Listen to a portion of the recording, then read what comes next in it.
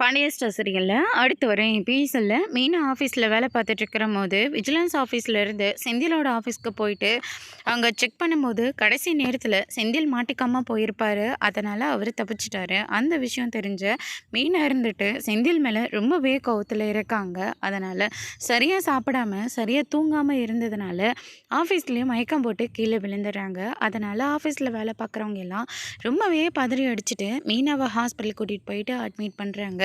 இந்த விஷயத்த செந்தில் கிட்ட இன்ஃபர்மேஷன் கொடுக்குறாங்க. செந்தில் வந்து மீனா கிட்ட பார்த்து பேசுகிறாங்க. என் மேலே கோவம் இருந்தால் என் கூட திட்டு சண்டை போடு என்ன வேணாலும் பண்ண, அதை விட்டுட்டு சாப்பிடாம தூங்காமல் என்ன பழி வாங்கிறதா நினச்சி நீ உன்னையே ஏன் வருத்திக்கிற மீனா அப்படின்னு சொல்லிட்டு செந்தில் வந்து கேட்டுக்கிட்டு இருக்காங்க. அதுக்கடுத்ததாக பதறி போயிட்டு நம்ம கோமதியும் பழனிவேலும் வராங்க. வந்து நல்லா இருந்த பிள்ளையை இப்படி படுக்க வச்சுட்டியேடா அப்படின்னு சொல்லிட்டு கோமதி வந்து திட்டிகிட்டு இருக்காங்க.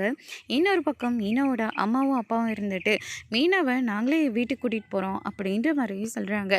நீங்களும் வேலைக்கு போயிடுறீங்க, மீனாவை சரியாக கவனிச்சிக்க மாட்டீங்க, அதனால் நானே என் மருமகளை கூட்டிகிட்டு போகிறேன் அப்படின்ற மாதிரி சொல்லிடுறாங்க. நீங்களே ஆளாளுக்கு பேசிகிட்டு இருந்தா எப்படி, மீனா கிட்டேயும் ஒரு வார்த்தை கேட்கணும்ல அப்படின்ற மாதிரி சொன்னதுனால மீனா கிட்ட கேட்குறாங்க. மீனா இருந்துட்டு அத்தை நம்ம வீட்டுக்கே போகலாம் அத்தை அப்படின்ற மாதிரி சொல்லிடுறாங்க.